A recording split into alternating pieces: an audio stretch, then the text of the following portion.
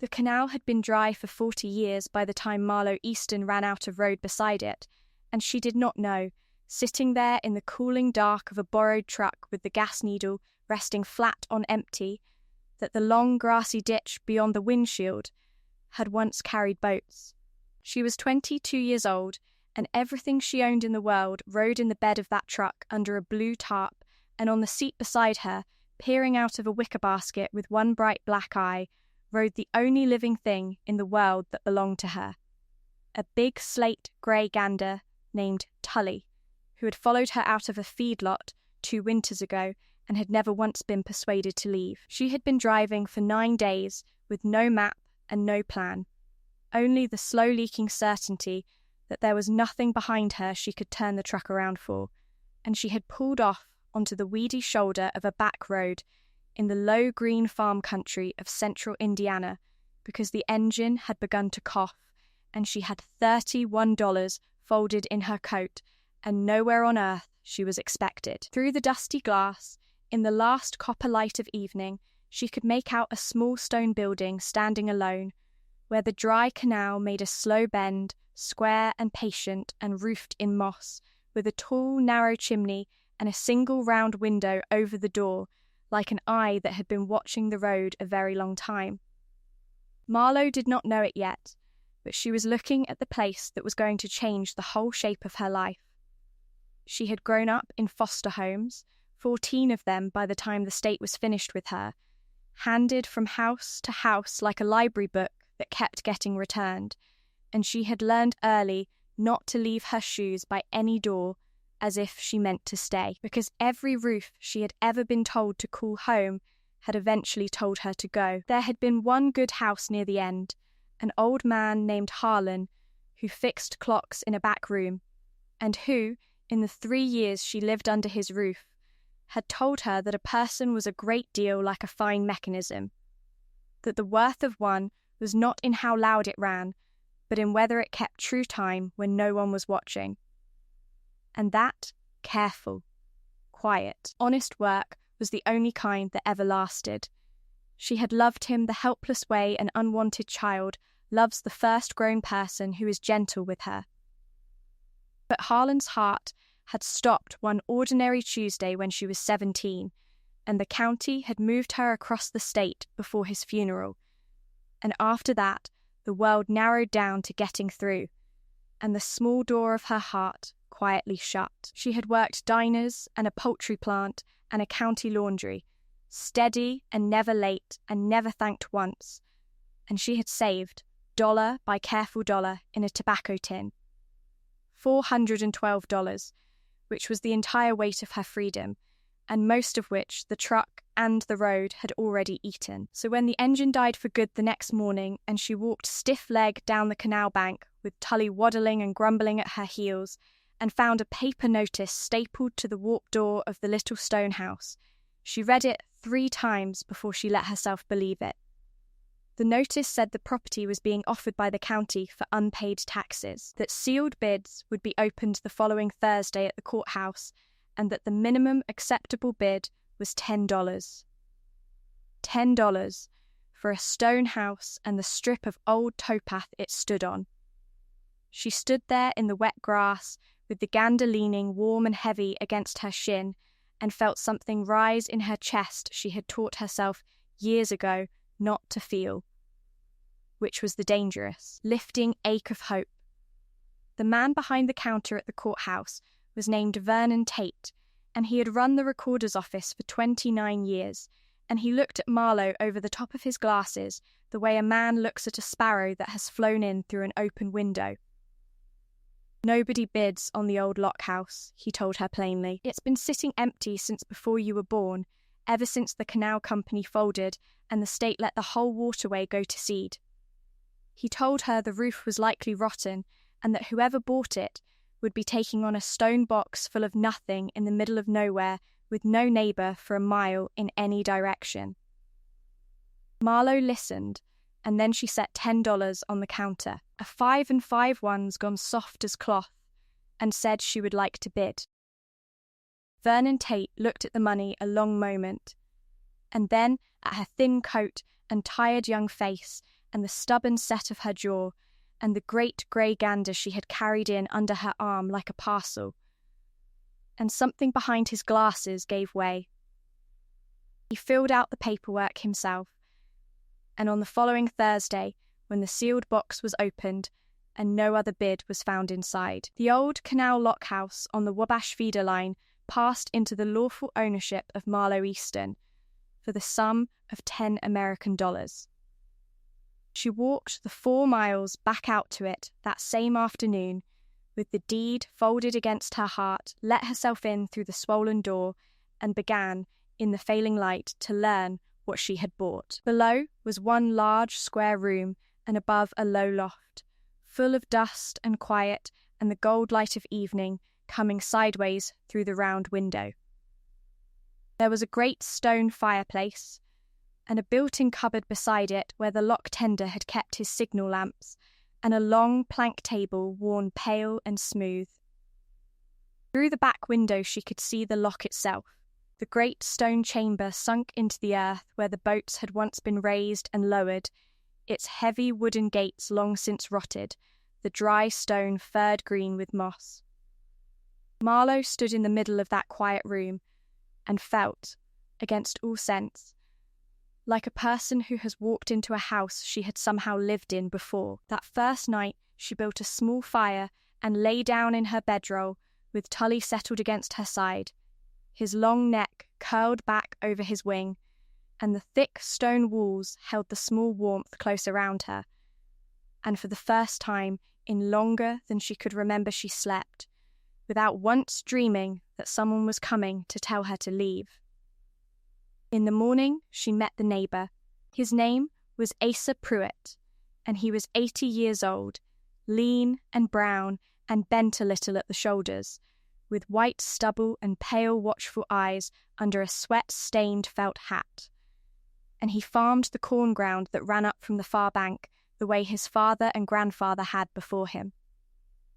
He came walking along the old towpath with a thermos and 2 enamel cups, having seen her smoke the evening before, and eased himself down on the stone doorstep beside her. He had known the man who kept this lock, he told her, when Asa was a boy. The lock tender's name was Eli Stannard, and he had worked this lock for 30 years, raising and lowering the canal boats day and night, in the heat and in the ice, and never once in all that time had Asa heard a soul accuse him of so much as a thumb on a scale. He kept the boat captain's fees square to the penny, and was as honest a man as this county ever raised. Eli had no family at the end, no wife living and no children that lived, and when the canal went under and the work simply dried up like the water, old Eli stayed on in the lockhouse anyway. Alone for years, until one winter he didn't answer the door, and they found he had passed quiet in his sleep. The talk afterward was that he had died with nothing, which never sat right with the old-timers, because a lock tender handled coin every day of his life, and Eli was the carefulest man with $1 the valley ever knew. There was always a story, Asa said, that Eli never trusted a bank after the panic took the canal company's money and half the towns along with it, and that he'd kept his savings hid somewhere rather than hand it to men who'd already lost it once. People looked, after he was gone, preed up a board or 2, never found a thing, and folks decided it was just talk. He shrugged and poured her more coffee and offered, plainly and without making a thing of it, to come back and show her how to seat a stovepipe so it wouldn't smoke her out. So a rhythm grew up between them over the following weeks. Asa came along the towpath most mornings, and together they set about making the lock house fit to live in, while the big grey gander followed Marlowe everywhere, planting himself between her and Asa the first few mornings with his wings half spread, until he decided the old man could be trusted. Marlowe fed Asa at noon at the long plank table, beans and cornbread cooked on the hearth, while Tully dozed between them in the sun. She cleaned the lock house room by room, and the more she uncovered, the more she loved it, because it had been built and kept by men who cared, and she found Eli Stannard everywhere in it. She found his careful pencil tally of boats passed through the lock, kept year by year on the cupboard door frame, and a row of glass jars, each holding buttons of one colour, sorted with a patience that made her throat tighten. She found, tucked behind a loose stone at the back of the lamp cupboard, a child's tin whistle, dented and silent, that no grown lock tender would have had reason to keep. In a low drawer she found a photograph in a tarnished frame,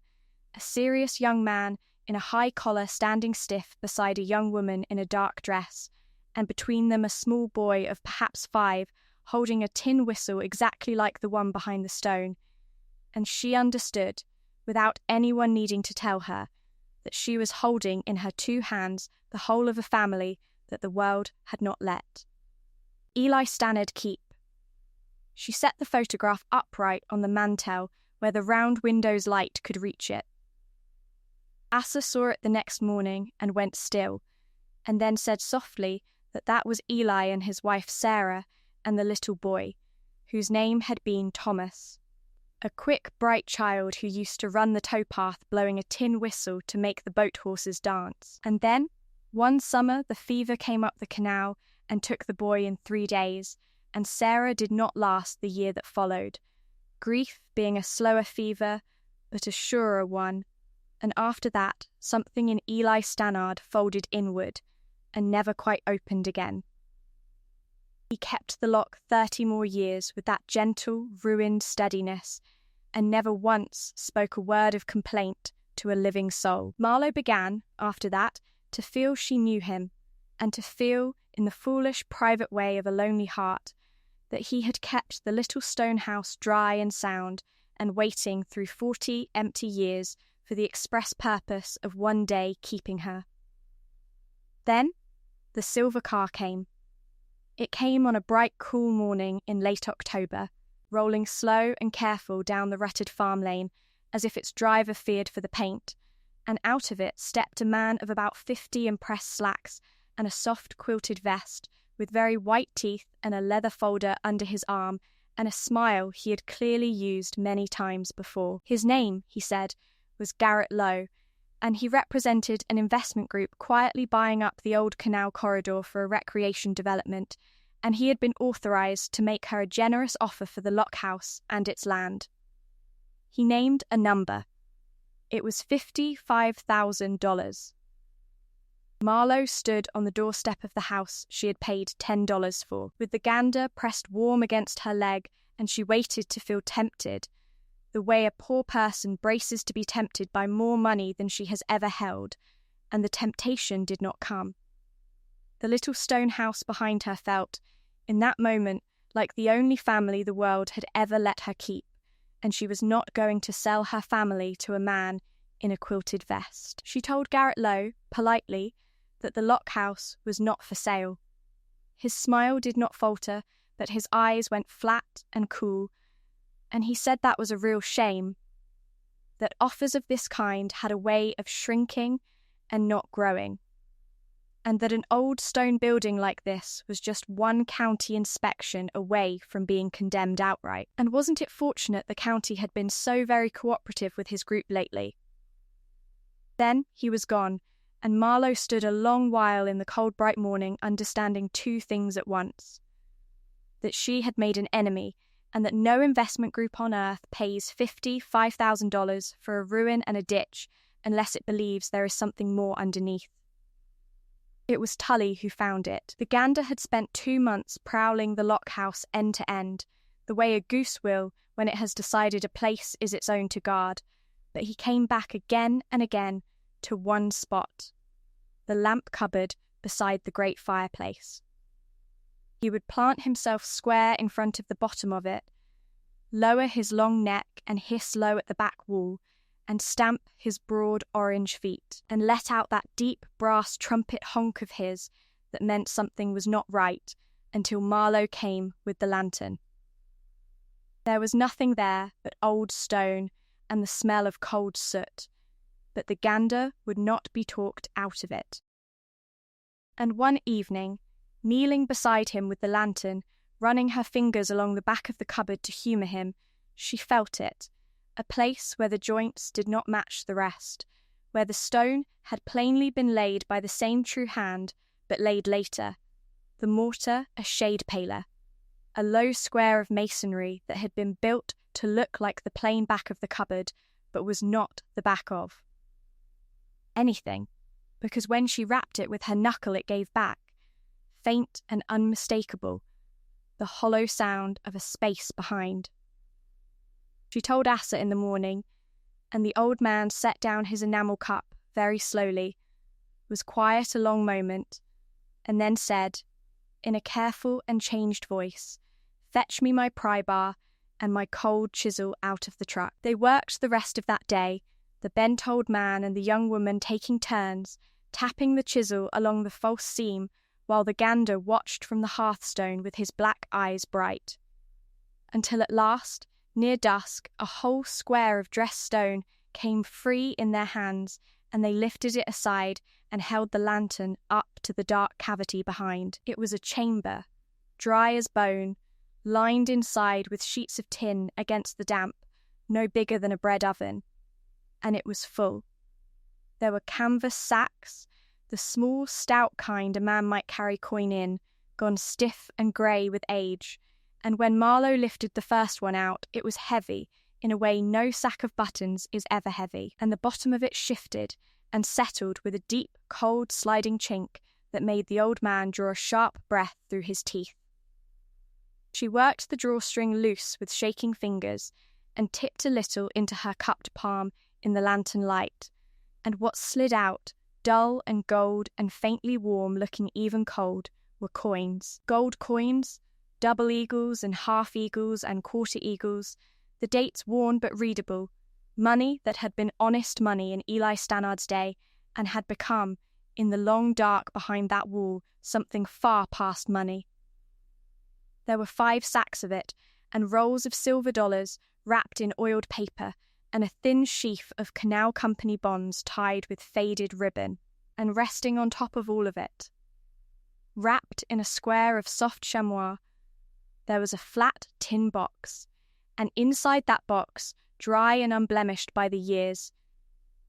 there was a folded letter. Marlowe carried the tin box up to the long plank table where the last of the daylight was coming sideways through the round window,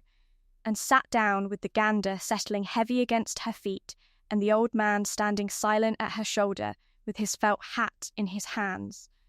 and unfolded the brittle pages and read them aloud in the failing light. The letter was dated the autumn before Eli Stannard died, and it began, "To whoever finds this, who I pray is somebody the world has not been kind to." It said that Eli Stannard had not trusted a bank since the panic took the Canal Company's money and his neighbours' savings, and that he had instead, across 30 patient years of keeping this lock, set aside a little honest gold from every wage, never spending more than a careful man needs, against the day somebody might come who needed it more than he ever would. It said that he had no living kin, and so he had decided that the lock house itself would choose who his savings went to, that whoever turned out to be poor enough and stubborn enough and kind enough to take on a forgotten stone ruin and love it back to life would be exactly the soul his long savings had been waiting for. And it said, and here Marlowe's voice caught, and the old man laid a heavy, gentle hand on her shoulder, that he asked of whoever read it only 2 things. The first was that they must never let the lock house pass to a man who looked at it and saw only money, and the second was that they should use what they had found to be to some other lost soul what no one had been to Eli Stannard at the end of his own road, which was simply there. Be there for somebody, the old lock tender had written 40 years before, in a hand as steady as a man who had raised every boat true his whole life long. There is no use in gold that only sits behind a wall. He wrote, I should know. Open the door and let the warmth out. There was a great deal that happened after that, but it happened the way good things happen, slowly and with a fair amount of paperwork. Marlowe did not run with it and did not hide it, because Eli Stannard had been an honest man and she had made up her mind to be one too. She walked the 4 miles to the courthouse and laid the whole of it before Vernon Tate, set the tin box on his counter, and told him everything, and the old recorder went pale and sat down hard in his chair. There were lawyers after that, and a man from the State Historical Office who turned the coins over one at a time with white cotton gloves and went very still, the way a man goes still when he is holding a thing he has only ever read about. The collection was appraised, and the number was so large that Vernon Tate read it to her twice, and she still could not make it sit right in her head, because the gold was not merely gold by weight, but rare gold. Certain dates and mints that collectors had hunted for 100 years, and because Eli Stannard had left a letter that plainly set out his intent, and because Marlowe had bought the property outright with honest money at a lawful county sale, the law, after a long and careful while, agreed that what the Lockhouse had kept hidden belonged by right to the woman the Lockhouse had chosen. As for Garrett Lowe's investment group, it came out that they had known all along. Somewhere in the old surveys they had been buying sat the very same valley legend Asa had told her on the doorstep, the story that old Eli had died with a fortune sealed in his walls, and they had been assembling the whole canal corridor not for the marina, but on the long odds gamble of the hidden gold. The moment the find became a matter of public record, their interest evaporated like morning mist off the water, and the clean silver car never came down the rutted lane again. Marlowe used the first of the money exactly the way the letter had told her to. She did not buy a fine house in town or a new car or any of the things a poor young woman is supposed to dream of, because she had only ever truly dreamed of one thing, which was a place to belong and people to belong to, and she had already found both for $10. Instead, she restored the Lockhouse, and the lock with it. She hired the valley's own people to do the work, Assay's grandnephews and the laid-off men from the shut poultry plant where she had once stood on the line herself, and she paid them well, because she had decided that if she was going to have money at all, she would let it run through her hands and out into the valley like the water that had once filled the canal, and not sit dead and cold behind any wall ever again. Under their hands, the rotten loft beams went back as seasoned oak, and the roof was made whole. And then, because something in her could not bear to leave it dead, they set about the lock itself, clearing the silt of 40 years out of the sunken chamber, hanging new gates of white oak true to the old iron hinges Eli Stannard had kept oiled and sound, and cutting the choked feeder ditch back open so the water could come down to it once more. It was slow, honest work, the kind that quietly heals the men who do it, and Marlowe came to understand, watching those laid-off men stand a little straighter week by week, that Eli Stannard's gold had already begun doing the very thing he had hidden it to do, long before a single coin had been spent on anything but their fair wages. The day came, on a bright, still morning the following spring, when the last gate was hung, and a crowd of valley folk gathered along both grassy banks to see a thing none of them had seen in their lifetimes. Marlowe stood at the gate beam with the old man's brown hand laid over hers, and together they leaned their weight into it, and the water came sliding down the cleared feeder and into the long dry chamber, and the stone lock that had stood empty for 40 years filled slowly and brimmed and held, bright and trembling and alive, and the new oak gates took the weight of it and stood true, and the Gander Tully threw back his long grey neck and trumpeted across the water as though he had ordered the whole thing himself, and more than one weathered old farmer who had ridden the boats through that lock as a boy stood on the bank with his cap in his hand and his eyes wet. But she did more than mend the stone and the water. She remembered the second thing the old lock tender had asked of her, to be there for somebody, and she understood at last that he had never meant the gold at all, that he had meant the house itself and the open door of it, and she made the lock house into what it had always quietly been meant to be, the warm heart of that thin and emptied valley. She kept one whole corner of it stocked and warm, with the long plank table and a coffee pot always going, and bread always rising, and she let it be known, never loudly, that any child in the county who needed a quiet place to do their schoolwork, or a hot plate of supper, or simply one grown person who would sit and listen, could find all three at the Lock House on the old canal. And with the rest of the money she started, through the county and with no name on it anywhere, a quiet fund that paid off the back taxes of old families about to lose the land their grandfathers had cleared, and that bought boots and warm coats for the foster children in the counties around, because she of all people knew the exact size and shape of that particular cold. She made it her quiet life's work that fewer children in those low green hills would ever have to learn the hard arithmetic she had learned, which was not to leave your shoes by any door as though you meant to stay. Some of the children she helped never once knew where the help had come from, and that was exactly how Marlowe wanted it, because Eli Stannard had asked her to be there, not to be thanked. The photograph of Eli and his Sarah and the little boy Thomas with his tin whistle she kept always on the mantel by the door, and when small children asked her who they were, she told them the whole true story. The careful, honest man who had raised every boat true for 40 lonely years and sealed his fortune in his wall so that a stranger in need might one day find it. And the children listened the way children listen to the things they will carry their whole lives. She never grew rich in the way the town first expected. She grew old, instead, in that stone house by the water, with the lock filling and emptying for the pleasure craft that came up the restored stretch in summer, and a long line of grey geese descended from Tully keeping watch over the towpath.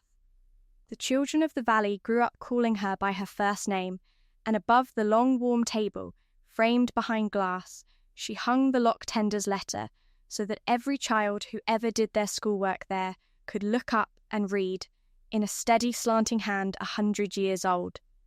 the only inheritance that had ever truly mattered, that the measure of a life is not what you seal up behind a wall, but what you let out through an open door, and that the surest way a body never goes poor again is to be, for some lost soul who has no one,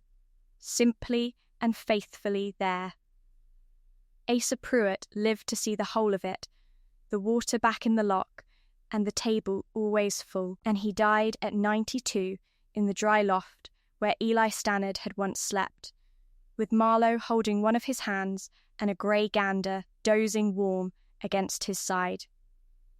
An old man who had been a boy watching the boats pass through that lock and had lived long enough to carry the honest lock tender's last wish all the way to its end. And Marlowe Easton, who had once owned nothing in the whole world but $400 in a tobacco tin and a gander she had never asked for, who had run the truck dry beside a dead canal with nowhere left on earth to go, lived out a long and quiet life as the keeper of a lock house she had bought for $10, rich in the only way the old lock tender had ever cared about, which was rich in people, rich in mornings, rich in the loud bright sound of children's voices, in a building that a careful man had built to last and had kept, dry and full of honest gold, through 40 empty years, waiting patient as deep water for exactly the right poor and stubborn and kind-hearted soul to find there the home and the family and the purpose she had been searching for the whole length of her life. The lock still fills with the spring melt every year. The door is still open, and the coffee, they will tell you in that valley to this day, is always on.